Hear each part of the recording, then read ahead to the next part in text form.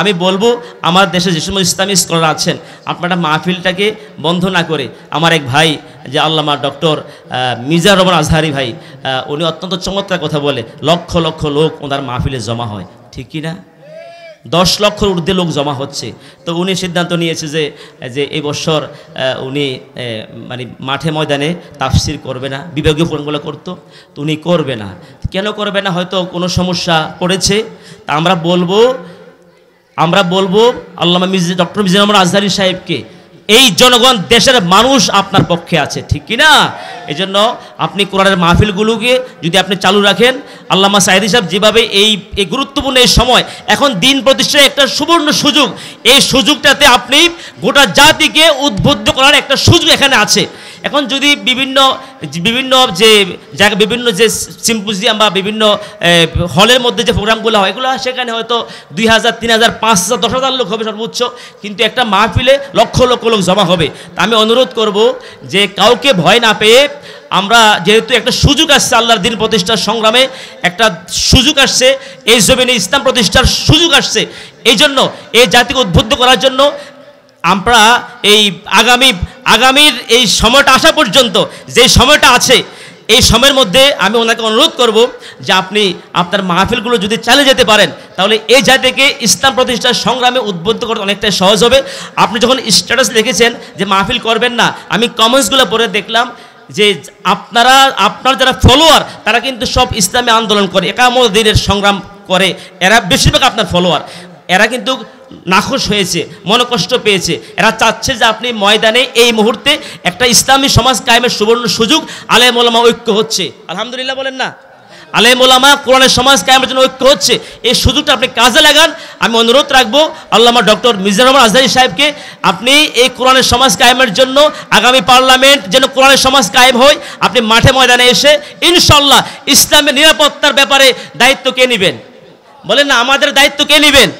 পাশাপাশি যারা ইসলামী আন্দোলনের সংগ্রামী ভাইয়েরা আছে, ইনশাল্লাহ তারাও তো আল্লাহর উপর তাওয়াক্কুল করে সাহায্যে গিয়ে আসবে, আল্লাহর উপর তাওয়াক্কুল করে হকের পক্ষে থাকবে, ইনশাল্লাহ আল্লাহ সাহায্য করবে। আমি অনুরোধ করব আপনি মাহফিলগুলো চালিয়ে যান, ইনশাল্লাহ এদেশে ইসলামী সমাজ কায়েমের একটা সুবর্ণ সুযোগ, আপনি এটা হাতছাড়া করবেন না।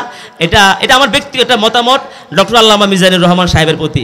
আল্লাহ তাআলা ওনাকে কবুল করুক, নেক হায়াত দান করুক, আমিন বলি। দোয়া করে আজকে আমাদের প্রধান মেহমান আল্লামা মুহাদ্দিস আবু নসর আশরাফি সাহেব, ইনশাল্লাহ আল্লাহ যেন ওনাকে আজকে আমাদের মাঝে এসে যেভাবে কোরআনের কথাগুলো বলবেন, আমরা দোয়া করি আগামীর পার্লামেন্টে যেন আল্লামা মুহাদ্দিস আবু নসর আশরাফি সাহেব যেন পার্লামেন্টে গিয়ে যেন কোরআনের কথাগুলো বলতে পারে, আল্লাহ তৌফিক দান করুক, আমিন বলি। তাহলে ইনশাআল্লাহ দেশে শান্তি আসবে, দেশে মানুষ নিরাপত্তা পাবে, প্রতিটি মানুষ খাদ্য, বস্ত্র, বাসস্থান কোনো কিছু অভাব থাকবে না, আল্লাহ বারাকা দিয়ে দিবেন, আল্লাহ তাআলা কবুল করুক, আমিন। আমরা কিন্তু এই সুবর্ণ একটা সুযোগ পেয়েছি প্রিয় বন্ধুগণ, স্বাধীনতার পর থেকে বর্তমানে এই সময় যে ইসলাম প্রতিষ্ঠার জন্য একটা সুবর্ণ সুযোগ পেয়েছি, এই সুযোগটা কিন্তু আমরা আগে পাই নাই, কথা কোন ঠিকই না? আগে সুযোগ হয় নাই, এখন এই সুযোগটা যেহেতু হয়েছে, এখন আমরা সিদ্ধান্ত নেব আগামীর বাংলাদেশটা আমরা কোরআন দিয়ে সাজাবো, ইনশাল্লাহ বলেন না? এই জন্য আমি বলবো যত ইসলামী আলোচক স্কলার যারা আছেন, আমি সকলকে বলবো আমরা আমাদের মাহফিলগুলোতে এই জাতিকে কোরআনের দিন প্রতিষ্ঠার সংগ্রামে আমরা উদ্বুদ্ধ করি। ইনশাল্লাহ আমার বিশ্বাস এই জমিনে একদিন, আজ হোক কাল হোক, অল্প সময়ের মধ্যে ইনশাল্লাহ কোরআনের সমাজ কায়েম হবে, ইনশাল্লাহ বলেন না? এবং যে সমস্ত আমরা দেখছি আল্লামা সাঈদী সাহেব, তিনি এই টার্নিং পয়েন্টে, মানে এই মুহূর্তের মধ্যে ওনার মাহফিলগুলো আমরা এমনও দেখেছি, যখন মাহফিলগুলো বন্ধ করে দেওয়া হতো, 44 দ্বারা জারি করতো, তখন পর্যন্ত উনি সে 44 দ্বারা ভঙ্গ করে মাহফিলগুলো করে জাতিকে ইসলাম দিন প্রতিষ্ঠার সংগ্রামে উদ্বুদ্ধ করত, ঠিক কিনা? কথা ঠিক কিনা? এবং আল্লামা সাঈদী সাহেব দেখেছি আমি, উনি সিলেট এক মাহফিলে আমাকে এক ভাই বলল, উনি বেবি ট্যাক্সিতে যখন রাস্তাতে ওনাকে বন্ধ করে দেওয়া হয়েছে, স্টেজে যেতে দেবে না, মাহফিল করতে দেবে না, উনি বেবি ট্যাক্সি করে উনি চলে গেছে স্টেজে, উঠে আবার হাত নাড়া দিয়ে আসসালামু আলাইকুম সালাম দিয়েছে, একটু পরে তাফসীর শুরু হয়ে গেছে, আলহামদুলিল্লাহ বলেন না? আরেক জায়গায় শুনলাম যে মোটরসাইকেলে গাড়ি থেকে নেমে ওনাকে ব্যারিকেড করে রাখছে, উনি টুপি খুলে স্বাভাবিক চাদর মুড়ি দিয়ে মোটরসাইকেলে উঠে স্টেজ চলে গেছে। প্রিয় ভাইয়েরা, প্রকৃত মালিককে, কাকে সেজদা করতে হবে, কার বিধান মানতে হবে, কার আইন মানতে হবে, মানুষেরা ভুলে গিয়েছিল। অ্যাকচুয়াল ওনার কে মানুষেরা জানতো না। ইব্রাহিম আলাইহিস সালাম যেই বংশের মধ্যে ওনার জন্ম, ওই বংশটি ছিল আবার তৎকালীন সবে উন্নতি বংশ, শ্রেষ্ঠ একটা বংশ, the advance nation in the world, গোটা পৃথিবীতে একটা শ্রেষ্ঠ বংশ ছিল ইব্রাহিম আলাইহিস সালামের বংশটা। এমন একটা গুরুত্বপূর্ণ বংশের মধ্যে ওনার জন্ম। আবার দেখা যায় গোমরাহের দিক দিয়েও তারা ছিল অগ্রনেতা। ইব্রাহিম আলাইহিস সালাম, ওনার বাবার নাম হচ্ছে আজর, ওনার মূল নাম কিন্তু তরেক। পবিত্র কোরআনে আজর হিসেবে এসেছে, ওয়াইজ ক্বালা ইব্রাহিমু লিআবিহি আযরা আতাত্তাখিযু আসনামান আলিহা। কেন আজর? যেহেতু আজর নামে একটা মূর্তির পূজা করত ইব্রাহিম আলাইহিস সালামের বাবা। প্রিয় বন্ধুগণ, হযরত ইব্রাহিম আলাইহিস সালাম এমন একটা করুণ যুগ সন্ধিক্ষণে পৃথিবীতে এসেছিলেন, at the edge of the year. এমন একটি করুণ যুগ সন্ধিক্ষণে দুনিয়াতে আসছিলেন যখন ক্ষমতা ছিল জালেম নমরুদ। নমরুদ একবার তার স্ত্রীকে নিয়ে, তার ফার্স্ট লেডি সম্রাজ্ঞী, তাকে নিয়ে খাস কামরায় রাজপ্রাসাদে আরামে ঘুমাচ্ছে নমরুদ। ঘুমের মধ্যে স্বপ্ন দেখতেছে, ছোট্ট একটা শিশু, 2-4 বছরের ছোট্ট একটা শিশু দৌড়ে আসছে। নমরুদ ঘুমের মধ্যে দেখতেছে নমরুদ রাজ সিংহাসনে বসা আছেন। রাজ সিংহাসনে বসা অবস্থায় নমরুদ স্বপ্ন দেখতেছে সিংহাসনে বসে সে রাজ্য চালাচ্ছে। এমন সময় ছোট্ট শিশুটা দৌড়ে এসে নমরুদের নাক বরাবর এমন জোরে একটি ঘুষি মারছে, ঘুষির সাথে নমরুদ তার সিংহাসন নিয়ে চিত হয়ে পড়ে গেছে। আল্লাহু আকবার বলে। নমরুদ হাউমাউ করে কেঁদে উঠল, চিৎকার শুরু করলো। স্ত্রী বলল, সাথে তার ফার্স্ট লেডি সম্রাজ্ঞী বলতেছে, কি হলো, কি হলো, সমস্যা কি? স্বামীকে বলতেছে, নমরুদ বলতেছে, জম এসেছে, জম এসেছে। ঠিক জম আসবে, ঠিক কি না? এবার সকাল হতে না হতে নমরুদ তার সভাসদদেরকে ডাকলো, মন্ত্রী পরিষদ ডাকলো, যারা তার উপদেষ্টা তাদেরকে ডাকলো, ডেকে এবার স্বপ্নের কথাটা খুলে বললেন নমরুদ। এবার তারা বলতেছে নমরুদকে, জাহাপনা, এটা তেমন কিছু না, এটা একটা ব্রেনের চাপ। আপনি তো বিশাল রাজ্য পরিচালনা করেন, বিশাল ক্ষমতা আপনার, তো এটা অন্য কিছু না, এটা ব্রেনের চাপ। নমরুদ বলতেছে, কি বলো ব্রেনের চাপ? এমন জোরে ঘুষি মারছে, ঘুষির সাথে আমার নাক পর্যন্ত এখনো ব্যথা করতেছে, আমার শরীর কাঁপতেছে, ভয়ে আতঙ্কে কলিজা কাঁপতেছে, কলিজা উল্টে গেছে। বলো কি, এটা বুঝি স্বপ্নের, এটা যে স্বপ্নে আমরা দেখেছি এটা বুঝি ব্রেনের চাপ হতে পারে না। এটা এমন জোরে আমাকে ঘুষি মেরেছে নাক বরাবর, আমি এখনো কলিজা কাঁপতেছে ভয়ে, আর তোমরা বলো কি? এবার জ্যোতিষীরা বলতেছে, জাহাপনা, এই স্বপ্নের ব্যাখ্যা আছে, বলো ব্যাখ্যা কি? জ্যোতিষীরা বলল, জাহাপনা, এই দেশের মধ্যে একটা শিশু সন্তান ভূমিষ্ঠ হবে, একটা ছেলে সন্তান ভূমিষ্ঠ হবে। যেই ছেলেটি জন্ম হলে পরে নমরুদ আপনার প্রভুত্ব, রাজত্ব, ক্ষমতা সব তছনছ হয়ে যাবে, খান খান হয়ে যাবে, সব নিচ্ছিন্ন হয়ে যাবে। আল্লাহু আকবার বলেন। পৃথিবীতে কোনো ক্ষমতা থাকবে না। প্রিয় ভাইয়েরা, পৃথিবীর কোনো জালিম শেষ পর্যন্ত বেঁচে থাকতে পারে নাই। কথা বলেন ঠিক কিনা? কোনো জালিম শেষ পর্যন্ত বেঁচে থাকতে, যার জুলুমের মাত্রা যত বেশি হবে তার অধপতনটা তত তাড়াতাড়ি হবে, ঠিক কিনা? কোনো জালিম পৃথিবীতে শেষ পর্যন্ত বেঁচে থাকতে পারছে? ফেরাউন, নমরুদ পারছে? পৃথিবীর কোনো জালিম শেষ পর্যন্ত বেঁচে থাকতে পারে না। পৃথিবীতে কেউ স্থায়ী হয় না, হোক না সে ফেরাউন কিবা নমরুদ, কেউ ভবে চিরকাল রয় না। পৃথিবীতে কেউ স্থায়ী হয় না।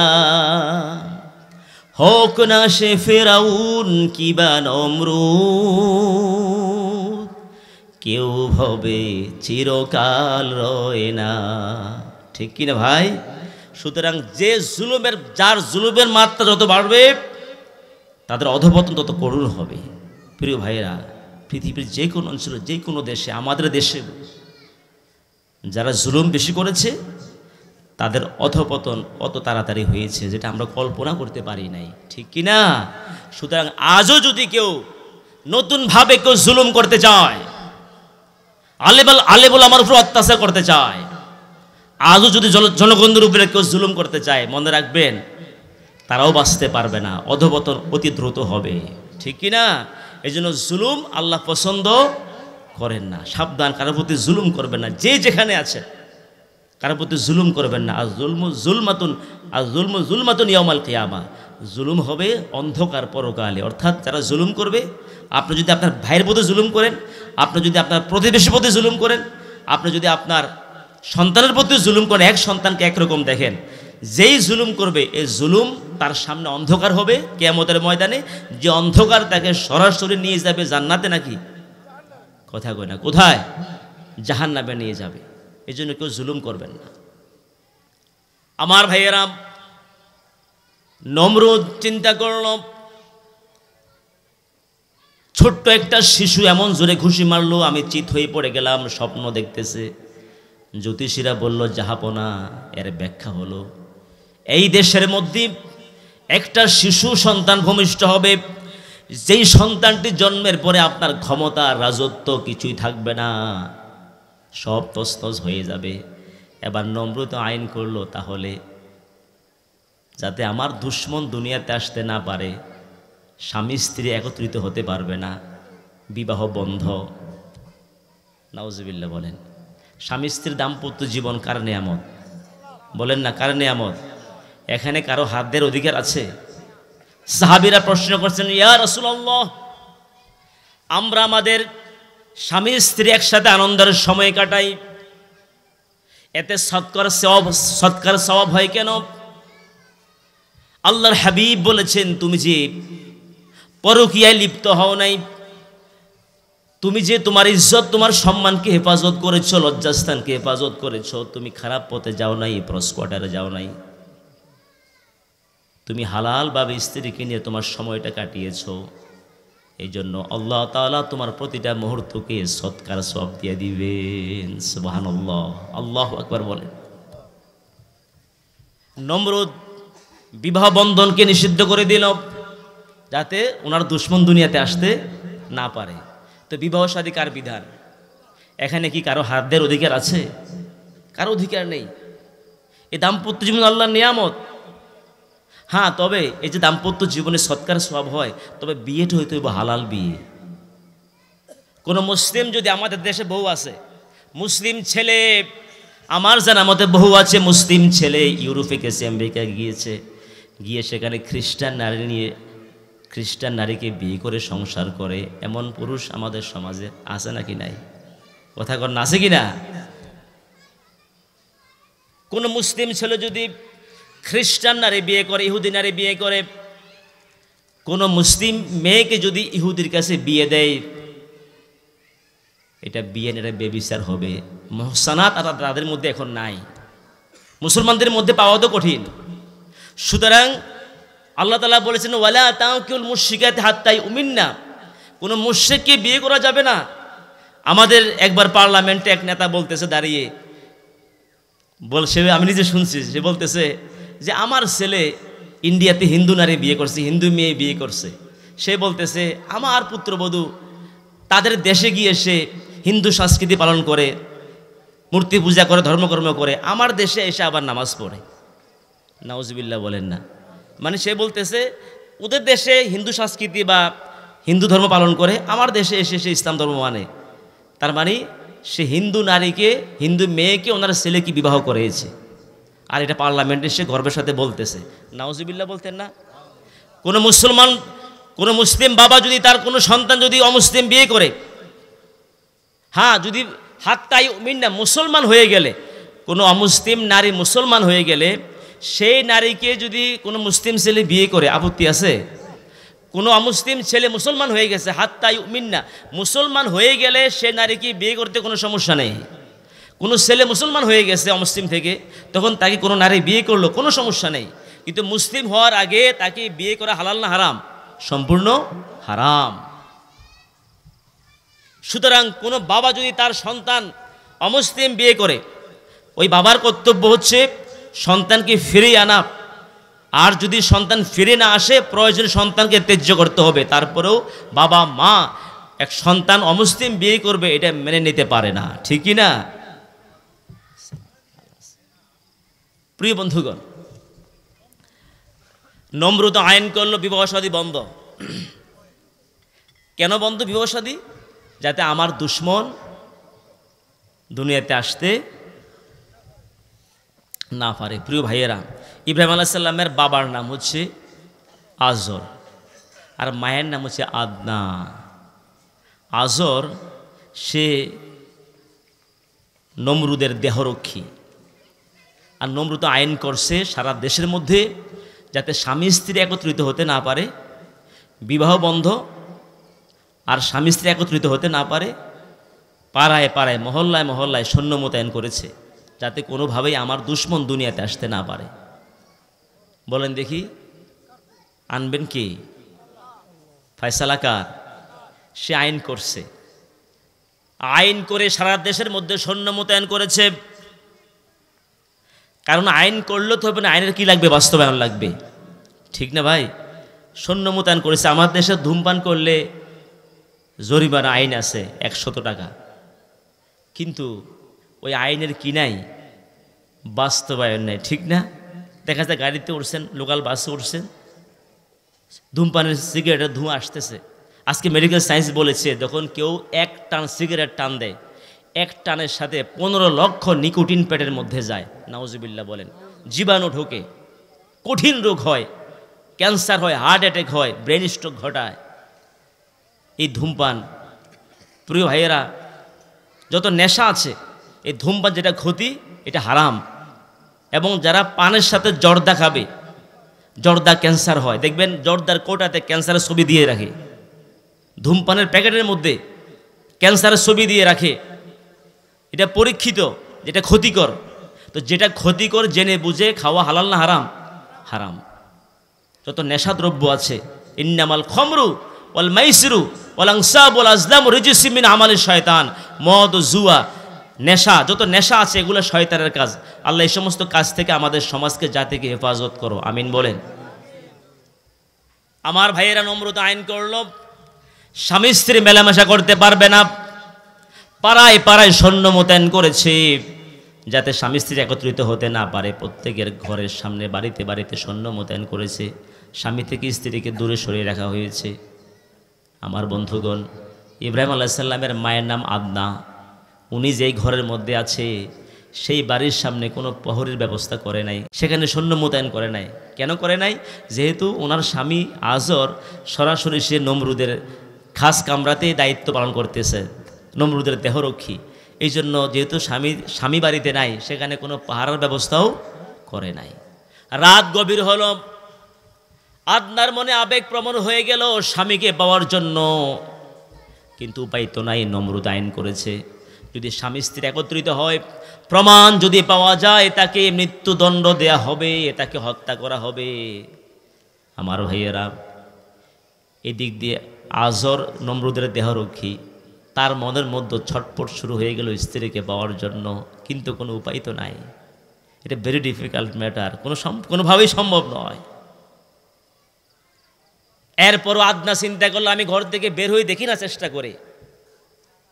আদনা ঘরের দরজা খুললো, খুলে দেখে বাড়ির সামনে, ঘরের সামনে কোনো প্রহরী ব্যবস্থা নেই, সৈন্য মোতায়েন করে নাই।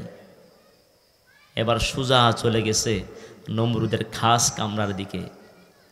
নমরুদের বাড়ির মূল ফটকের সামনে গিয়ে দেখলো সব যারা মূল ফটকে প্রহরী আছে, সৈন্য মোতায়েন আছে মূল ফটকে, ওই প্রহরীরা আরামসে ঘুমাচ্ছে। এবার প্রত্যেকটা গেট পার হয়ে সোজা চলে গেল নমরুদের খাস কামরার কাছে। যতগুলা গেট পার হচ্ছে প্রত্যেক গেটে যারা প্রহরী আছে সবাই ঘুমে অচেতন। বিষয়টা কে ঘটাচ্ছে? জবান খুলে বলেন, কে ঘটাচ্ছে? আল্লাহ সুবহানাহু ওয়া তাআলা। আমার ভাইয়েরা, শেষ পর্যন্ত নমরুদের খাস কামরার কাছেই চলে গেল। সেখানে যাওয়ার পরে নমরুদ যখন সে তার ঘরের মধ্যে আরামে ঘুমাচ্ছে, যত প্রহরী সবাই ঘুমাচ্ছে, কিন্তু আজর ইব্রাহিম আলাইহিস সালামের বাবা আজর সে কিন্তু ঘুমায় নাই, ওই স্ত্রীকে পাওয়ার জন্য ছটফট করতেছে। হঠাৎ যখন স্ত্রীকে সামনেই পেয়ে গেল তখন আজর বলতেছে মনে হয় যেন আকাশের চাঁদ হাতে ধরা দিয়েছে। আল্লাহর কুদরতে এবার স্বামী স্ত্রী নির্জন একত্রিত হলো। আল্লাহর কুদরতে ইব্রাহিম আলাইহিস সালাম তার মায়ের গর্ভে তার শিব এনেছেন। জোরে কোন সুবহানাল্লাহ। বাঁচানোর মালিক কে? আমার বন্ধুগণ, এবার সকাল হতে না হতে চলে গেল জ্যোতিষীরা নমরুদের কাছে।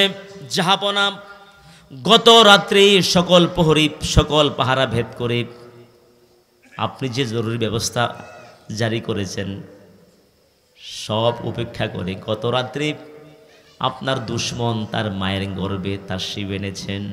আল্লাহু আকবার। নমরুদ ভয়ে পেয়ে গেল, কি ব্যাপার, এত কঠিন পাহারার মধ্যে, এ জরুরি অবস্থার মধ্যে আমার দুশমন তার মায়ের গর্ভে চলে আসবে, হতে পারে না। এবার দায়িত্বশীলদেরকে ডাকলেন, সৈন্যদেরকে ডাকলেন, গোয়েন্দা বিভাগ ডাকলেন, ডেকে সুকুস করলেন। কোনো কারণ খুঁজে পাচ্ছে না, যেহেতু বিষয়টা কে ঘটাইছেন? আল্লাহ সুবহানাহু ওয়া তাআলা। আমার ভাইয়েরা, এবার নমরুদ চিন্তা করলো আমার দুশমন তার মায়ের গর্ভে চলে আসলো, ঠিক আছে, গর্ভ থেকে দুনিয়াতে আসার পরেই তাকে হত্যা করা হবে। নমরুদ দ্বিতীয় আইন করলো। সকলে জবাব দেন, নমরুদের দ্বিতীয় আইন কি ইসলামের পক্ষে হবে না বিপক্ষে হবে? পক্ষে নিয়ে হবে না। নমরুদ মার্কা লোকেরা ইসলামী আইন চায় না, ঠিক কি না? কথা বলেন না, ঠিক কি না? এই জন্য বলে আমরা ইসলামী আইনে বিশ্বাসী না। আমরা যারা মুসলিম, নিজেকে মুসলিম দাবি করি, আমাদেরকে এই কথা বলতে হবে আমরা ইসলামী আইনে বিশ্বাসী। কথা কোন ঠিক কি না? যারা বলে ইসলামী আইন মানে না, কোরআনের আইন মানে না, যারা বলবে আমাদের সংবিধানে কোরআনের আইন নাই, তাদের সাথে অন্তত মুসলমানের সম্পর্ক হতে পারে না। আন আকিমুদ্দিন, দিন প্রতিষ্ঠা করো, দিন কায়েম করো, আল্লাহর বিধান কায়েম করো। কার বিধান এটা? কার আদেশ? আচ্ছা, এখানে যারা আছেন আমি আপনাদেরকে বলি, ইশার নামাজ আমরা পড়ছি না, সকালে আবার ফজর পড়ব না? আচ্ছা, এখানে যারা আছেন আল্লাহ তাআলা আমাদের উপরে নামাজ ফরজ করে দিয়েছেন কয়ক্ত? কথা কর না, কয়ক্ত? লা সাহামা ফিল ইসলামে লিমান লা সালাতা লাহু, যার মধ্যে নামাজ নাই তার মধ্যে ইসলাম নাই, ঠিকই না? সে মুসলমান দাবি করার কোনো অধিকার রাখে না। এখন যদি আমি আপনাদেরকে বলি ফজরের নামাজ পড়বেন না, জোহরের নামাজ পড়বেন না, প্রতি ওয়াক্ত নামাজের জন্য আপনাকে ৫,০০০ টাকা করে দেওয়া হবে, নামাজ ছেড়ে দিয়েন। যারা ৫ ওয়াক্ত নামাজি আছেন আপনি কি নামাজ ছাড়বেন? আওয়াজ দিয়ে বলেন না, নামাজ ছাড়বেন? কেন ছাড়বেন না? যেহেতু ফরজ করছেন কে? আকিমুস সলা, নামাজ কায়েম করো, নামাজ ফরজ করছেন কে? এখন যদি আপনাকে ৫,০০০ টাকা না, যদি আপনাকে ১০,০০০ টাকাও দেই, ২০,০০০ টাকাও দেই, আপনি বলবেন না টাকার প্রশ্ন না, আপনি টাকার বস্তা দিলেও আমি মুসলিম, আমাকে কবরে যাওয়া লাগবে। আউয়ালু মা ইউহাসাবু বিহিল আবদু ইয়াউমাল কিয়ামাতি আস-সালাহ, কবরে পরকালে হাসরের ময়দানে প্রথম প্রশ্ন হবে মুমিনদের নামাজের। ফাইন সলুহা সলুহা সাইরু আমালিহি ওয়া ইন ফাসাদাত ফাসাদা সাইরু আমালিহি, নামাজ ঠিক থাকলে সকল আমল কাজে আসবে। আপনি আব্বা আম্মার খেদমত করেছেন, জনসেবা করেছেন এবং অনেক নেক কাজ করেছেন, তখনই কাজে আসবে যদি নামাজ ঠিক থাকে, ঠিক কি না? আর নামাজের হিসাবে গরমিল কোনো আমল কাজে আসবে না। এখন আপনি বলবেন যে আমি পরকালে জবাব দেয়া লাগবে, টাকার প্রশ্ন না, আমাকে কোনোভাবেই টাকা দিয়ে আমাকে নামাজ থেকে দূরে সরানো যাবে না। কথা বলেন ঠিক কিনা? জোরে কর না, ঠিক কিনা? তাহলে যে আল্লাহ যে আল্লাহ বলেছেন আকিমুস-সালাহ, নামাজ কায়েম করো, সেই একই আল্লাহ বলেছেন আকিমুদ্দিন, দিন কায়েম করো, কোরআনের সমাজ কায়েম করো, কোরআনের আইন কায়েম করো, ইসলামের আইন দেশের প্রতিষ্ঠা করো। এই কথাটা কি হাবিব আল ফরিদি বানিয়ে বলতেছেন নাকি আল্লাহর কথা? জবানটা খুলে বলেন, আমি কি বুঝাতে পারছি নি ভাই? যে আল্লাহ বলেছেন 5 ওয়াক্ত নামাজ পড়ো, নামাজ কায়েম করো, এখন আপনাকে 1 লক্ষ না 10 লক্ষ টাকা দিল, আপনি নামাজ ছাড়ছেন না কেন? আল্লাহর ভয়ে। নামাজের না পড়লে আপনাকে জাহান্নামে যাওয়া লাগবে। তো যে আল্লাহ বলছেন নামাজ কায়েম করো, সে আল্লাহ বলছে দিন প্রতিষ্ঠা করো। আমাদের দিনের নাম ইসলাম। আমাদের দিনের নাম কি? ইন্নাদ দীন ইনদাল্লাহিল ইসলাম ওয়া মান ইয়াবতাগি গায়রাল ইসলামি দীনাও ফালা ইউকবালা মিনহু। ইসলাম ছাড়া অন্য কোনো মতাদর্শ যারা গ্রহণ করবে আল্লাহ সেটা মেনে নেবে না, জাহান্নামে যাওয়া লাগবে। এখন যে আল্লাহ বলছে ইসলাম কায়েম করো, আল্লাহর আইন কায়েম করো সমাজে দেশে, সে আল্লাহ বলছে নামাজ কায়েম করো। এখন নামাজ কায়েম করো এটা মানলাম, 5 ওয়াক্ত নামাজ পড়ি, নামাজ ছাড়ি না, কিন্তু আল্লাহর জমিনে ইসলাম প্রতিষ্ঠা করো, কোরআনের বিধান কায়েম করো, এই কথাগুলো বললে মানি তো নাই, উল্টা বিরোধিতা করে এমন মুসলমান সমাজে আছে নাকি নাই বলেন? কি বুঝাচ্ছে কিনা? আল্লাহর আইন কোরআন এমন এক কিতাব, তিবিয়ানান লিকুল্লি শাই, এক্সপ্লেইনিং ক্লিয়ারলি এভরিথিং। মানবতার ব্যক্তি, পরিবার, সমাজ, রাষ্ট্র, অর্থনীতি, আদালত কিভাবে চলবে, আমার ব্যবসা বাণিজ্য, ব্যাংক কিভাবে চলবে, কোরআনে আছে নাকি নাই? এত আস্তে কোন আছে নাকি নাই? এটা আপনাদের সন্দেহ হচ্ছে? যদি কেউ এটা বিশ্বাস না করে ঈমান থাকবে? কোরআনের ডিটেলস সব কিছু আছে, আর নবী সাল্লাল্লাহু আলাইহি ওয়াসাল্লামের হাদিসে আরও ব্যাখ্যা আছে। প্রিয় ভাইয়েরা, তাহলে আপনি যদি আল্লাহর আইন, ইসলাম প্রতিষ্ঠা হোক, কোরআনের সমাজ কায়েম হোক, এটা না চান, খুব মনোযোগ দিয়ে শুনেন কীভাবে ইমানদার থাকবেন। আচ্ছা বলেন দেখি, নবী সাল্লাল্লাহু আলাইহি ওয়াসাল্লামের পিছনে মুনাফিক নামাজ পড়ছে কি না? কি পড়ে নাই? নবীজির সাথে মুনাফিক হজ করছে না? করছে। আল্লাহর হাবিব সাল্লাল্লাহু আলাইহি সাল্লাম যখন মসজিদে নববীতে নামাজ পড়াতেন, বাইতুল্লাহ নামাজ পড়াতেন, বাইতুল্লাহ 1 ওয়াক্ত নামাজ পড়লে, বাইতুল্লাহ 1 ওয়াক্ত নামাজ পড়লে আল্লাহ রাব্বুল আলামিন বাইতুল্লাহর 1 ওয়াক্ত নামাজকে 1 লক্ষ ওয়াক্তের সওয়াব দিয়ে দিবেন। সুবহানাল্লাহ। মসজিদে নববীতে 1 ওয়াক্ত নামাজ পড়লে 50,000 ওয়াক্তের সওয়াব। আল্লাহু আকবার বলেন। আপনাদের বাগবের মসজিদে 1 ওয়াক্ত নামাজ পড়লে কি 1 লক্ষ ওয়াক্তের সওয়াব হবে? আর সেখানে ইমাম কে ছিলেন? মুহাম্মাদুর রাসূলুল্লাহ, শ্রেষ্ঠ ইমাম, ইমামুল মুরসালিন, শ্রেষ্ঠ নবী মুহাম্মদ সাল্লাল্লাহু আলাইহি সাল্লাম ইমাম। যদি সেই ইমামতিতে এমন মসজিদে মুনাফিক থাকতে পারে, তাহলে আপনার আমার দেশে মসজিদগুলোতে মুনাফিক থাকতে পারে কিনা বলেন? পারে কিনা? আমার ভাইয়েরা, সেই মুনাফিকগুলো, আমরা যে কোরআন তেলাওয়াত করি, আপনি কি গোটা কোরআনের অর্থ বুঝেন? অথচ তাদের ভাষা ছিল আরবি। তাদের ভাষা কি? আরবি। এরা কোরআন সরাসরি বুঝতো এবং তেলাওয়াত ছিল আমাদের চাইতে আরও শুদ্ধ। তারপরেও যে লোকগুলো নবীর পিছনের মুসল্লি এবং নবীজির হাতে কালিমা পড়ে মুসলমান হয়েছেন, যে মসজিদে নামাজ পড়লে 1 লক্ষ রাকাতে সওয়াব হতো। আল্লাহু আকবার।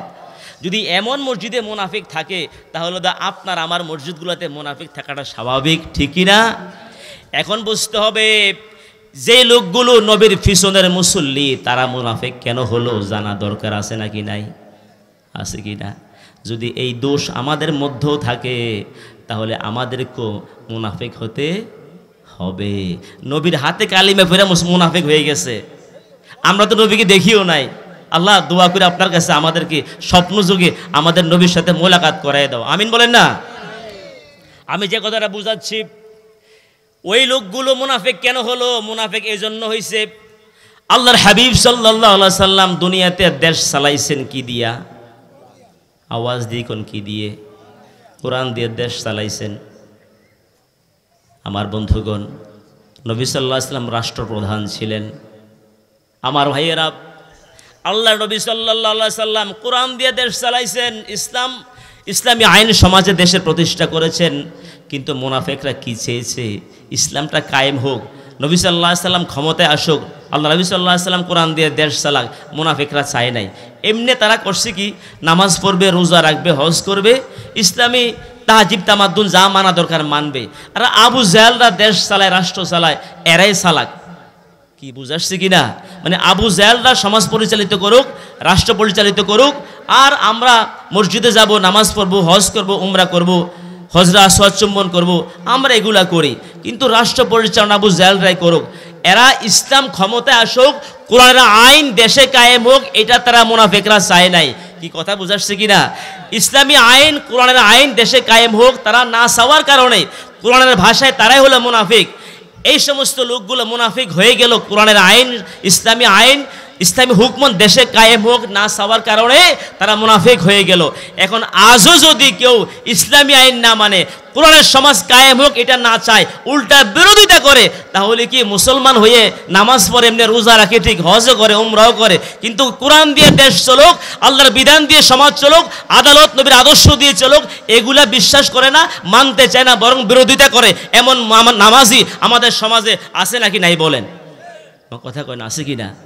তাহলে তারা যদিও মুনাফিক হতে পারে, তাহলে আপনি আমরা যদি ইসলামী আইন না মানি, কোরআন দিয়ে দেশ চলুক, সমাজ চলুক, কোরআনের পক্ষে আমরা না থাকি, তাহলে আমি কি করে মুসলমান হব? আমাকে তো মুনাফিক হতে হবে, ঠিক কি না? এই জন্য ইমান বাঁচাতে হলে আমাদেরকে থাকতে হবে কোরআনের পক্ষে। রাজি আছেন কি না? থাকতে হবে দিন কায়েমের পক্ষে। ওয়ালা তাকতুমুশ শাহাদা, সাক্ষী গোপন করবেন না। কোরআনের পক্ষে মতামত দেওয়া লাগবে। যদি আপনি সাক্ষী গোপন করেন, আপনার অন্তর হবে পাপিষ্ঠ, জাহান্নামে যাওয়া লাগবে। কে বলেছেন? আল্লাহ বলেছেন সাক্ষী গোপন রাখবে না। সাক্ষী মানে কি? যে লোকটা নামাজি, ফরেজগার, যার দ্বারা দুর্নীতি হবে না, যে মানুষের উপরে জুলুম করবে না, চাঁদাবাজি করবে না, জবরদখল করবে না, রাষ্ট্রীয় সম্পদ আত্মসাৎ করবে না, দুর্নীতি করবে না, এমন লোকদেরকে আমাদেরকে মতামত দেয়া লাগবে, ঠিক কি না? এমন লোকদের পক্ষে আমাদের রায় দেয়া লাগবে। যদি আমি রায় না দেই, তাদের ভালো মানুষের পক্ষে রায় না দেই, যে চুরি করে, বেনামাজি, যে দুর্নীতি করবে, যে মানুষের রাষ্ট্রীয় সম্পদ আত্মসাৎ করবে, যদি এমন মানুষকে আমি রায় দেই, আমার সাক্ষ্যটা আমি দিয়ে দেই, আমার মতামতটা আমি দিয়ে দেই, এখন সে ক্ষমতায় বসে গেল, তাহলে আমি সত্যের পক্ষে সাক্ষী গোপন রাখলাম, এই জন্য আমাকে জাহান্নামে যাওয়া লাগবে। বুঝাচ্ছি কিনা ভাই? যখনই আমার সামনে প্রশ্ন আসবে আপনি কার পক্ষে আছেন, তখন আপনাকে স্পষ্ট ভাষা বলতে হবে, যারা কোরআন দিয়ে দেশ চালাবে, যারা আল্লাহর বিধান সমাজে প্রতিষ্ঠা করবে, যারা দুর্নীতিমুক্ত সমাজ করবে, আমি তাদের পক্ষে আছি। কথা কোন ঠিক কিনা? যারা যারা দেশটাকে মাদক মুক্ত করবে, প্রিয় ভাইয়েরা, কেউ পারে নাই। স্বাধীনতার পর থেকে এই দেশটাকে মাদক মুক্ত করতে কেউ পারছে? ক্ষমতা বহু লোকে আসছে, কেউ পারছে? কেউ কি দুর্নীতি বন্ধ করতে পারছে? সাদাবাজি বন্ধ করতে পারছে? পারে নাই। আমি চ্যালেঞ্জ করে বলতে পারি, যদি আগামীর পার্লামেন্ট কোরআনের পার্লামেন্ট হয়, আল্লাহর বিধান দেশে প্রতিষ্ঠা হয়, ইসলামের পক্ষের লোক যদি ক্ষমতা বসতে পারে, আমি চ্যালেঞ্জ করে বলতে পারি ইনশাল্লাহ এদেশ থেকে দুর্নীতি উঠে যাবে। ইনশাল্লাহ বলেন না? হ্যাঁ, ধরিয়ে তো উঠবে না। ধরিয়ে তো ইসলামে হাত কাটার বিধান নাই। চুরি করলে হাত কেটে দাও, আইনটা কার? কথা কই না, আইনটা কার?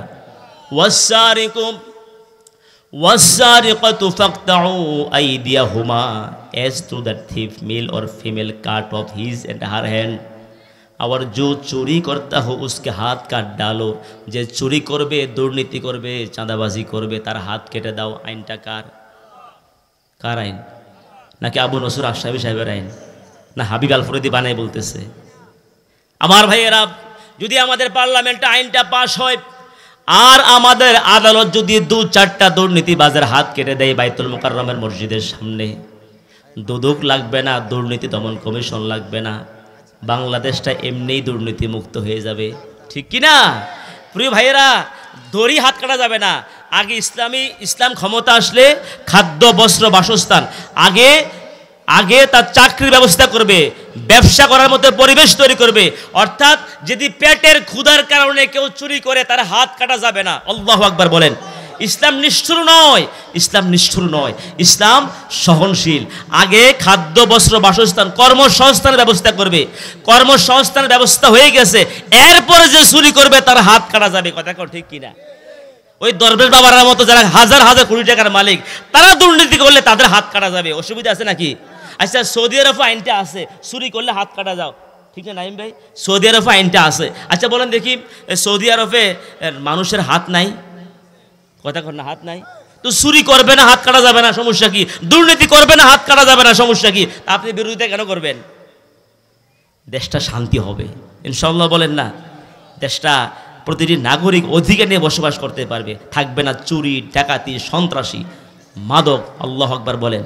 ওয়ালাউ আন্না আহলাল কুরআন আমানু ওয়াত্তাকাউ লাফাতাহনা আলাইহিম বারাকাতিম মিনাস সামাই ওয়াল আরদ। যেই জমিন, যে দেশ আল্লাহর কোরআন দিয়ে পরিচালিত হবে, পার্লামেন্ট আল্লাহর কোরআন দিয়ে চলবে, আদালত আল্লাহর বিধান দিয়ে চলবে, আল্লাহ তাআলা দায়িত্ব নিয়েছেন ওই দেশের মধ্যে আকাশ এবং জমিনের যত বরকতের দরজা আছে, আমি আল্লাহ তাআলা নিজ দায়িত্বে সকল বরকতের দরজাগুলো খুলে দেব। সুবহানাল্লাহ। আপনাদের বিশ্বাস হয় কি না এই কথাটা? কার কার বিশ্বাস হয় হাত তোলেন। নারে তাকবীর। বিশ্বাস হয়? তাহলে হাত নামান। যদি বিশ্বাস হয়ে থাকে, যদি বিশ্বাস না হয় তাহলে কোরআনের পক্ষে আইসেন না, ইসলামের পক্ষে আসিয়েন না, তাহলে বুঝবেন পরকালে হিসাব কিভাবে দেওয়া লাগবে, ঠিক কি না? আর যদি বিশ্বাস হয় তাহলে আমরা দেখব কোরআন দিয়ে দেশটা কিভাবে চলে, নবীর আদর্শ দিয়ে বাংলাদেশ কিভাবে চলে, একটু আমরা নিজ চোখে দেখতে চাই। রাজি আছেন কি না? এই সুযোগ আমাদের সামনে ভবিষ্যতে আছে, ঠিক না ঠিক? এজন্য আমাদেরকে কোরআনের পক্ষে আমরা রায়টা দিয়ে দেব ইনশাআল্লাহ। দেখবেন মুসলিম অমুসলিম প্রত্যেকটা নাগরিক দুর্নীতি মুক্ত সমাজ হলে, দেশ হলে, অফিসে আদালতে ঘুষ লাগবে, তখন ফাইল কি আটকে থাকবে? না শুধু মুসলমানদের ফাইল চলবে, অমুসলিমদের ফাইলগুলো আটকে থাকবে নাকি? না, মুসলিম অমুসলিম প্রত্যেকটা নাগরিক দেশের মধ্যে শান্তি পাবে। কথা বলেন ঠিক কিনা? এই জন্য ইসলামী আইন কায়েম হলে মুসলমান যেমন শান্তি পাবে, অমুসলিমরা বরঞ্চ বিভিন্ন ক্ষেত্রে আরো বেশি শান্তি পাবে। সুবহানাল্লাহ বলেন। এই জন্য আমাদেরকে থাকতে হবে ইসলামী আইনের পক্ষে, কোরআনের পক্ষে। রাজি আছেন তো? যদি এই শপথ নিতে পারি আজকের মাহফিল সার্থক ইনশাআল্লাহ বলেন। নারী পুরুষ আবাল বৃদ্ধ বনিতা প্রত্যেকটি মানুষ, কৃষক শ্রমিক থেকে শুরু করে একবারে সর্বোচ্চ দায়িত্বশীল পর্যন্ত সবাই অধিকার পাবে, সবাই নিরাপত্তা পাবে, সবাই সম্মান পাবে, সবার ইজ্জত বেড়ে যাবে, দুনিয়াও বাড়বে, পরকালও বাড়বে। আল্লাহু আকবার বলেন। এই জন্য আমরা চাই বাংলাদেশটা কোরআন দিয়ে, এই সমাজটা, এই দেশটা পরিচালিত হোক ইনশাআল্লাহ বলেন। এই কোরআন কার? আর গোটা মানবতার জন্য। হুদাল্লিন নাস, শুধু কি মুসলমানদের জন্য? হুদাল্লিন নাস মানে মানবতার কিতাব, নাস মানে মানুষ, মুসলিম অমুসলিম সবার জন্য এই কোরআন। যদি অমুসলিমরা কোরআনের পক্ষে থাকে, যদি ঈমান আনে, তাহলে তো দুনিয়াও শান্তি, পরকালেও কি শান্তি। আর ঈমান না আনলে অন্তত অমুসলিম যদি কোরআনের পক্ষে রায়টা দিয়ে দেয়, অমুসলিমরাও দেশের মধ্যে নিরাপত্তা পাবে, তাদের ব্যবসা বাণিজ্য মধ্যে কেউ সাঁদাবাজি করতে পারবে না, ঠিক কি না? তাদের উপরে কেউ জুলুম করতে পারবে না। তাদের মা বোনরাও এই দেশের মধ্যে রাতের আধারে পর্যন্ত স্বর্ণ অলংকার নিয়ে ইনশাআল্লাহ বাড়ি থেকে বাজার যেখানে যাওয়া প্রয়োজন, আত্মীয় স্বজনের বাড়িতে যেতে কোনো বাধা হবে না, তার নিরাপত্তার ব্যবস্থা করবে ইসলাম। আল্লাহু আকবার বলেন। চুরি ডাকাতি থাকবে না, তো সবাই শান্তি পাবে, মুসলিম অমুসলিম সবাই শান্তি পাবে। আমরা একটা কল্যাণকর শান্তিময় রাষ্ট্র চাই কিনা ভাই? জোরে কর না, চাই কিনা? যদি চেয়ে থাকি তাহলে ইসলামের পক্ষে আমাদের রায়টা দেয়া লাগবে ইনশাআল্লাহ বলেন। আমার ভাইয়েরা, নমরুদ দ্বিতীয় আইন করল। আজ থেকে 7 মাস পরে যত শিশু সন্তান জন্ম হবে, 7-10 মাস পর থেকে যত শিশু সন্তান আমার দেশে আসবে, যেহেতু আমার দুশ্মন তার মায়ের গর্ভে চলে আসছে। কথা কি মনে আছে কিনা আপনাদের? ইব্রাহিম আলাইহিস সালাম কোথায় আছে এখন? মায়ের গর্ভে। জ্যোতিষীরা গিয়ে বলছে, জাহাপনা, গত রাত্রে আপনার দুশ্মন তার মায়ের গর্ভে চলে আসছে। নমরুদ ভয় পেয়ে গেল, দায়িত্বশীলদেরকে শোকজ করলো, কোনো কারণ খুঁজে পেল না। এবার দ্বিতীয় আইন করলো, আজ থেকে 7 মাস 10 মাস পর থেকে যত শিশু সন্তান ভূমিষ্ঠ হবে, প্রত্যেকটা পুত্র সন্তানকে প্রত্যেকটা শিশু ছেলেকে হত্যা করতে হবে। সারা দেশে শুরু হলো হত্যাযজ্ঞ। 7 মাস যেতে না যেতেই যখনই কোনো মায়ের গর্ভে থেকে পুত্র সন্তান ভূমিষ্ঠ হয়, ওই সন্তানটাকে মায়ের কোল থেকে টেনে হেসড়ে নিয়ে নমরুদের দুষ্ট বাহিনীরা আছাড় মেরে হত্যা করে ফেলে। নাউজুবিল্লাহ বলেন। আমার ভাইয়েরা, মা ক্বাতালা নাফসান বিগাইরি নাফসিন আও ফাসাদিন ফিল আরদি ফাকান্নামা ক্বাতালান নাসা জামিআ। অন্যায়ভাবে একটা মানুষকে হত্যা করা মানে হলো পৃথিবীর সকল মানুষকে হত্যা করলে যেই গুনাহ হবে, যেই কোনো ধর্মের যে কোনো জাতের হোক না কেন, মুসলিম অমুসলিম, অন্যায়ভাবে কাউকে হত্যা করা যাবে না। যদি একটা মানুষকে হত্যা করেন, গোটা পৃথিবীর সকল মানুষকে হত্যা করার সমান অপরাধ। নাউজুবিল্লাহ বলেন। আর একটা মানুষকে সত্যে সাক্ষ্য দিয়ে বাঁচিয়ে দিলেন, কোনো জালিমেরা হত্যা করতেছে, আপনি গিয়ে তাকে বাঁচিয়ে দিচ্ছেন, সে নিরপরাধ। সারা দুনিয়ার মানুষকে বাঁচাইলে যে সওয়াব হবে সেই পরিমাণ সওয়াব দিয়ে দিবেন। আল্লাহু আকবার বলবেন না? সুতরাং একটা মানুষকে হত্যা করা মানে কি? সারা দুনিয়ার সকল মানুষকে হত্যা করলে যে পরিমাণ গুনাহ, একটা মানুষকে হত্যা করলে সমান গুনাহ। আমাদের সমাজে হত্যাকাণ্ড বাড়ছে না কমছে? বাড়ছে না? আমার ভাইয়েরা ঘর ভাড়া দিয়েছে, কেন ভাড়া চেয়েছে? ওই নেতারা নিছে, তো নেতারা ঘরটা নিছে, অফিস বানাইছে, সেও তাদের কর্মী। ভাড়া কেন চাইলো? ভাড়া কেন চাইলো? লোকটাকে মেরে ফেলেছে। নাউজুবিল্লাহ বলেন না? দোকানিকে চাঁদা চাইলো, চাঁদা দিতে অস্বীকার করলো, লোকটাকে মেরেই ফেললো, তার ছোট মাসুম বাচ্চাগুলো। এমনভাবে তার উপরে পাথর নিক্ষেপ শুরু করেছিল, ওটাকে মেরেই ফেললো। প্রিয় ভাইয়েরা, মেয়েকে বিবাহ প্রস্তাব দিয়েছে, নেতা প্রস্তাব দিয়েছে বিবাহের জন্য, নেতার ছেলেকে বিয়ে করাবে। এখন দেখা যায় তারা রাজি হয় নাই যে বিয়ে দেব না, নেতার ছেলের কাছে বিয়ে দেবে না, মেরেই ফেলেছে। প্রিয় বন্ধুগণ, বুঝা গেল হত্যাকাণ্ড আমাদের দেশে এখনো অহরহ হচ্ছে। কথা কোন ঠিক কিনা? যেরকম ঠিক কিনা? আল্লাহর হাবিব সাল্লাল্লাহু আলাইহি সাল্লাম বলেছেন, ইয়াখরুজু উনুকুম মিনান নার, জাহান্নাম থেকে একটা গর্দান বের হবে, বিশাল ভয়ঙ্কর গর্দান, দাঁতগুলো বিষাক্ত, চোখগুলো ভয়ঙ্কর, চেহারা। প্রাণীটা কত বড় আল্লাহ জানে, তার পুরা দেহ থাকবে জাহান্নামে, শুধু গর্দানটা বের হবে। আর প্রাণীটা কত বড়, আল্লাহু আকবার বলে। তার বিষাক্ত দাঁত থাকবে। ওই গর্দান বলবে, উকিলতুল ইয়াউমালি সালাস। হাসরের ময়দানের দিকে গর্দানটা বের হবে, বের হয়ে গর্দান বলবে, উকিলতুল ইয়াউমালি সালাস, আজকে আমি 3 প্রকার লোককে ধরতে এসেছি। গর্দান বলবে, ইয়াতাকাল্লামু, সে কথা বলতে পারবে। এই কথা বলার শক্তি কে দিবেন? সে কথা বলতে পারবে। সে বলবে, আমি আজকে 3 প্রকার মানুষকে ধরতে এসেছি। নাম্বার 1, বিকুল্লি জাব্বার, সকল স্বৈরাচার ফ্যাসিস্টদেরকে ধরতে এসেছি, যারা দুনিয়াতে মানুষের উপরে জুলুম করেছো, মানুষকে হত্যা করেছো, মানুষের সম্পদ জবরদখল করেছো, রাষ্ট্রীয় সম্পদ দুর্নীতি করেছো, যারা জাব্বার ছিল, স্বৈরাচার ছিল, তাদেরকে আমি ধরতে এসেছি। আল্লাহু আকবার বলেন। নাম্বার 2 হলো, ওই সমস্ত লোকদেরকে ধরতে এসেছি, লিমান জাআলা মা আল্লাহ ইলাহান আখারা, যারা আল্লাহর সাথে অন্য রব সাব্যস্ত করেছো, অন্য ইলাহ সাব্যস্ত করেছো, আল্লাহর আইন না মেনে মানুষের আইন মেনেছো, যারা আল্লাহর আইনের বিরোধিতা করে দুনিয়াতে কাটিয়েছো, তাদেরকে ধরতে এসেছি। কয় প্রকার গেল? 3 নাম্বার হলো, বিমাউ কাতালা নাফসান বিগাইরি নাফসিন, যারা অন্যায়ভাবে মানুষকে হত্যা করেছো, যারা দুনিয়াতে মানুষ হত্যাকারী, তাদেরকে ধরতে এসেছি। এবার 3 প্রকার লোককে ধরবে ওই গর্দান, গামারাতি জাহান্নাম, ধুমরে মুসরে 3 প্রকার লোকদেরকে জাহান্নামে ফেলে দিবে। নাউজুবিল্লাহ বলেন। অপর হাদিসে আসছে, ইয়াজিউল মাকতুল বিল কাতিল, যারা দুনিয়াতে মানুষকে হত্যা করো, মনে রাখবা, মনোযোগ দিয়ে শোনো, ইয়াজুল মাকতুল বিল কাতিল, যারা দুনিয়াতে হত্যাকারী তাদের শক্তি বেশি, ঠিক না? আর যাকে হত্যা করা হয় তার শক্তি কম না বেশি?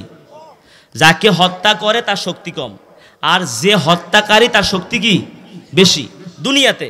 কিন্তু পরকালে হাসরের ময়দানে যাকে হত্যা করা হলো, যে মাকতুল, যাকে হত্যা করা হয়েছে, আল্লাহ তাআলা তার শক্তিটা আরো বেশি বাড়িয়ে দিবেন। সুবহানাল্লাহ।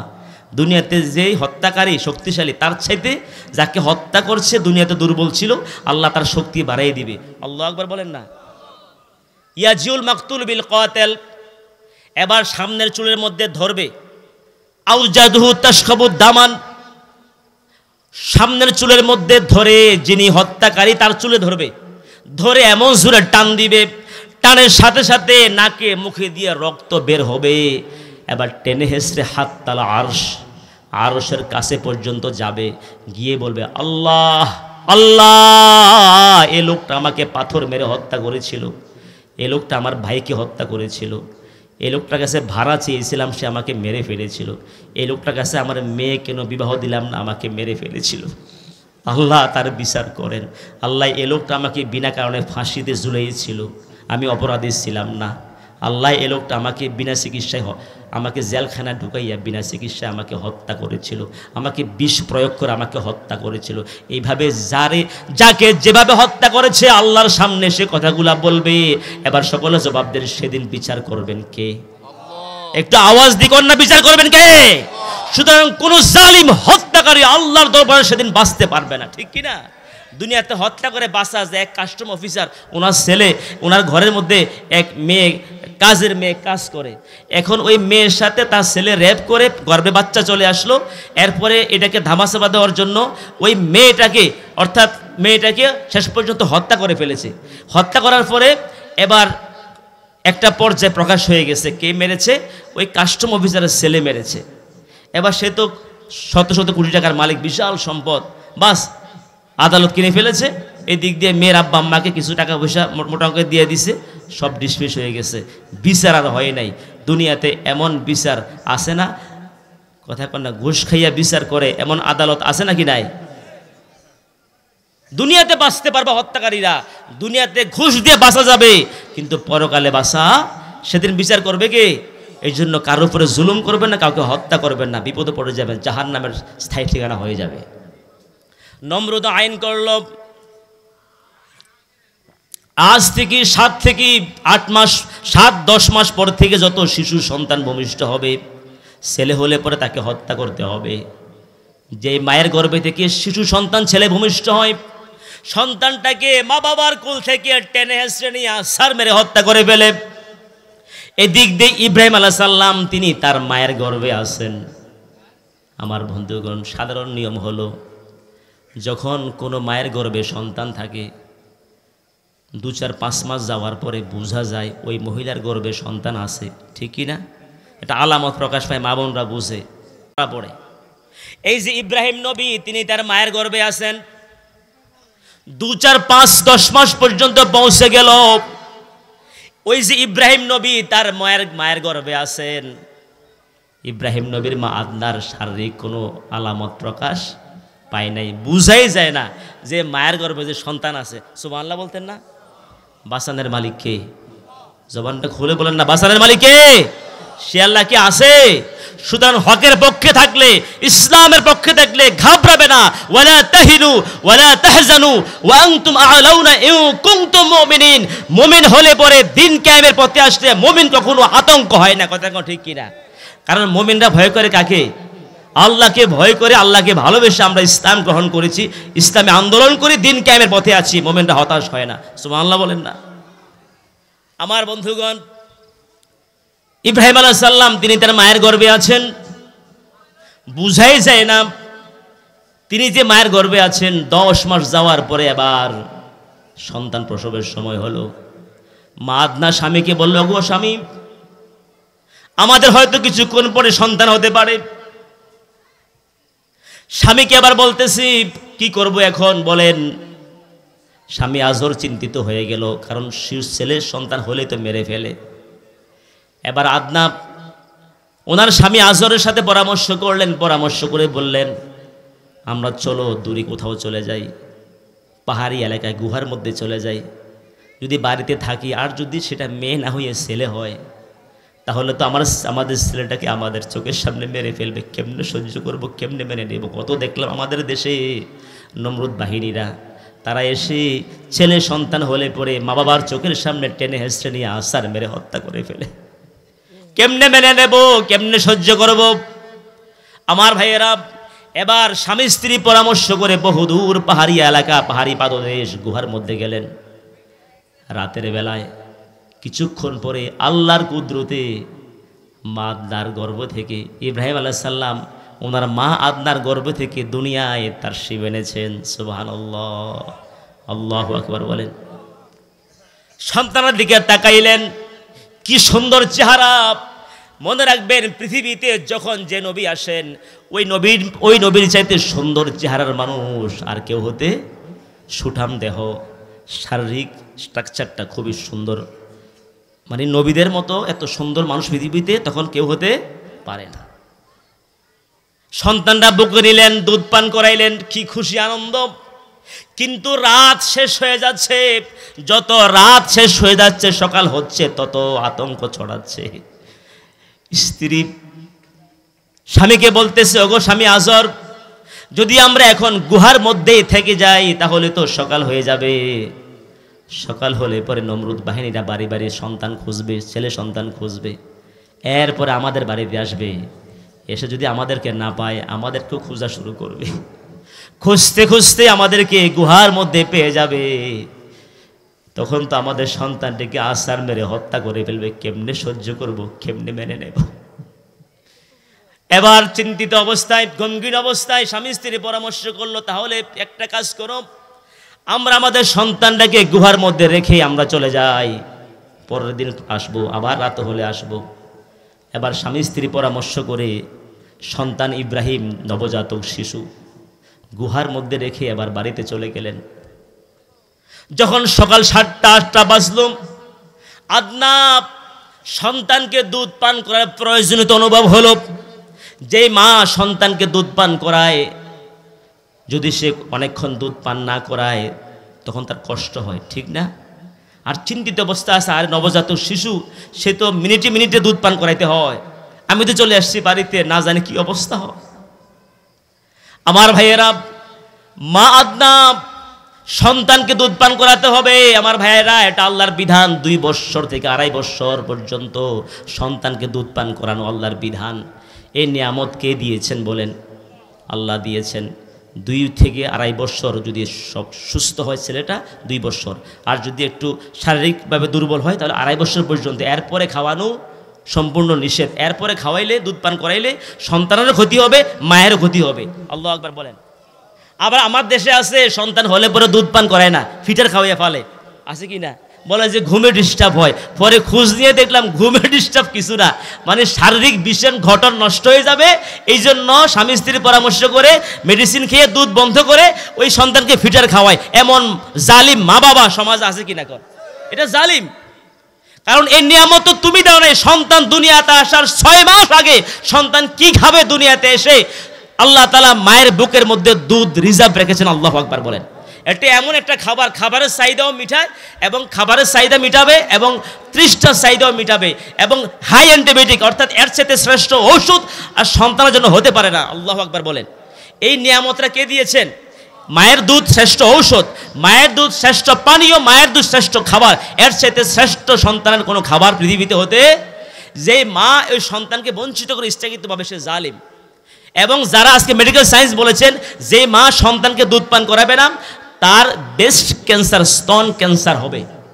কি বুঝাচ্ছে কিনা? আজকে স্তন ক্যান্সারের জন্য বাড়তেছে, কারণ সন্তানকে ইচ্ছাকৃত দুধ পান করাচ্ছে না।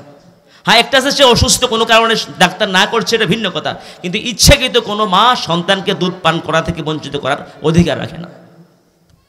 আমার ভাইয়েরা, মা না পেরেশান, না জানি সন্তানটা মারা যায়, কি জানি অবস্থা হয়। কারণ সন্তানের প্রতি সবচেয়ে বেশি মায়া হলো আব্বা আম্মার, মায়ের বেশি মায়া, ঠিক কি না? মায়া বেশি না? সন্তানকে খাওয়াইতে গিয়ে বহু মা নিজে না খেয়ে থাকে, এমন হয় কি হয় না? আমিও বহু দেখেছি। আমাদের মা, আমরা ভাই বোন ছিলাম, আমি সবার বড়, আমরা 4 বোন 3 ভাই। আমি বহু দেখেছি আমার জীবনে যে মা আমাদেরকে খাওয়াইতে গিয়ে, সকালবেলা আমরা অনেক সময় পান্তা ভাত খেতাম, রাতের খাবারটা খেতাম। আমি বহু দেখেছি আমাদের মা আমাদেরকে খাওয়াইতে গিয়ে সকলকে দেওয়ার পরে মায়ের ভাগ্যে খাবার জুটে নাই। এমনকি আপনাদের মায়ের জীবনে ঘটে নাই? বলেন না, ঘটে নাই? মা নিজে না খাওয়ায় সন্তানকে খাওয়ায়। আবার দেখা যায় দুপুর বেলায় মা পাক শাক করে নিজে না খেয়ে আগে সন্তানকে খাওয়ায়। মা কষ্ট করে যায় সন্তানের ভালোবাসায়। আর এমন মায়ের সাথে, বাবার সাথে আমরা বহু সন্তান আছি বেয়াদবি করে, অন্যায় করি, আছে নাকি নাই? অনেক বাবা আছে নিজে অসুস্থ হলে ধৈর্য ধরে, কিন্তু সন্তান অসুস্থ হলে রাতের 1টা 2টা কি দৌড়াদৌড়ি শুরু ডাক্তারের কাছে। সন্তান অসুস্থ, অথচ নিজে অসুস্থ, তেমন একটা গুরুত্ব দিচ্ছে না। ঈদের সময় নিজে ভালো জামাটা না কিনলেও সন্তানকে কিনে দেয়। আর ওই বাবার সাথে সন্তান নাফরমানি করে, এমন সন্তান আমাদের মাঝে আছে নাকি নাই? আমার ভাইয়েরা, মনে রাখবা, অনেকে আছে স্ত্রীকে খুশি করতে গিয়া মায়েরে বাবারে কষ্ট দেয়, আছে নাকি নাই? মনে রাখবা, যদি আব্বা আম্মারে কষ্ট দাও তোমার দাম্পত্য জীবন সুখী হবে না। আব্বা আম্মাকে কষ্ট দিলে তোমার ছেলে মেয়ে ভালো মানুষ হবে না। আব্বা আম্মারে কষ্ট দিলে তোমার ব্যবসায় চাকরিতে বরকত হবে না, ঠিক কিনা? চাকরিতে বরকত চাও, ব্যবসায় বরকত চাও, তোমার সন্তানকে ভালো মানুষ করতে চাও, দাম্পত্য জীবন সুখী চাও, আব্বা আম্মা থাকলে সেবা করো, তাদের খেদমত করো, রিজিকে হায়াতে বরকত দিবেন কে? সন্তানদেরকে ভালো মানুষ করবেন কে? আমার ভাইরা, হুমা জান্নাতুকা নারুকা, তোমার আব্বা আম্মা হলো তোমার জান্নাত এবং জাহান্নাম। আব্বা আম্মার সাথে বেয়াদবি করলে জান্নাত পাওয়া যাবে না। বুঝাচ্ছি কিনা? বুঝাচ্ছি কিনা? আব্বা আম্মার সাথে বেয়াদবি করলে জান্নাত হারাম হয়ে যাবে। আমার ভাইয়ের, নবী সাল্লাল্লাহু আলাইহি ওয়াসাল্লামের একজন সাহাবী আলকামা রাদিয়াল্লাহু তাআলা আনহু, নবীর সাহাবী বুঝেন তো? দুনিয়ার বর্তমান সকল আলেম ওলামা ভালো মানুষ সকলের আমলনামা এক পাল্লায় দিলে একজন সাহাবীর মর্যাদা হবে না, ঠিক না? ঠিক। এমন একজন সাহাবী আমার ভাইয়েরা, এমন একজন সাহাবী, তিনি এমন একজন সাহাবী পর্যন্ত মায়ের সাথে বেয়াদবি করার কারণে তার কালিম আসছে না মৃত্যুর সময়। আল্লাহু আকবার বলেন। যখন মা ক্ষমা করে দিয়েছে তখন সেই সাহাবীর জবান থেকে কালিম আসছে। যখন নবী সাল্লাল্লাহু আলাইহি ওয়াসাল্লাম বলেছেন তার লাকড়ি নিয়ে আসো, আগুন নিয়ে আসো, আলকামাকে জ্বালিয়ে দেই, যেহেতু সে মায়ের সাথে বেয়াদবি করেছে। নারায়ে তাকবীর, একটা চেয়ার দেন। নারায়ে তাকবীর। আল কোরআনের আলো, আল হাদিসের আলো, আল্লামা আবু নসর আশরাফী সাহেবের আগমন এই এলাকার পক্ষ থেকে নারে তাকবীর। হুজুর আসছে আমাদের মাঝে, আমাদের প্রধান মেহমান, আন্তর্জাতিক খ্যাতিসম্পন্ন বক্তা আল্লাহ বাবু নসর আশরাফী সাহেব। আল্লাহ পাক হুজুরকে হায়াত দারাজ করুক, আমিন বলে। আল্লাহ পাক হুজুরের জবানের মধ্যে বারাকা দান করুক, আমিন বলে। ইনশাআল্লাহ আগামীর বাংলাদেশ হবে কোরআনের বাংলাদেশ, ইনশাআল্লাহ বলেন না? যেরকম ইনশাআল্লাহ, ইনশাআল্লাহ হুজুর আমাদের মাঝে আসছেন। এতক্ষণ যে আমি বক্তব্য রেখেছি কোরআনের সমাজ কায়েমের জন্য, আমরা দোয়া করি এই কসুয়ার জমিনে যেন কোরআনের রং দেখাইতে পারে জাতিকে। আল্লাহ পাক আমাদের অধ্যক্ষ মুহাদ্দিস আল্লাহ আবু নসর আশরাফী সাহেবকে যেন কোরআনের সমাজ কায়েমের জন্য কসুয়ার জমিনে যেভাবে আন্দোলনের কাজ করলে, যেভাবে দাওয়াতি কাজ করলে মানুষের হৃদয়ে কোরআনের সমাজ কায়েমের জন্য মানুষ এগিয়ে আসবে, সেভাবে কাজ করার তৌফিক দান করুক, আমিন বলি। জোরে কর না আমিন। প্রিয় ভাইয়েরা, মনে রাখবেন আজকে উনি আমাদের মাঝে আসছেন। আজকে এই মুহূর্তে এই কোরআনের কথাগুলো যদি বলে আমাদেরকে যদি কোরআনের ইসলামের দিন কায়েমের পথে উদ্বুদ্ধ না করে,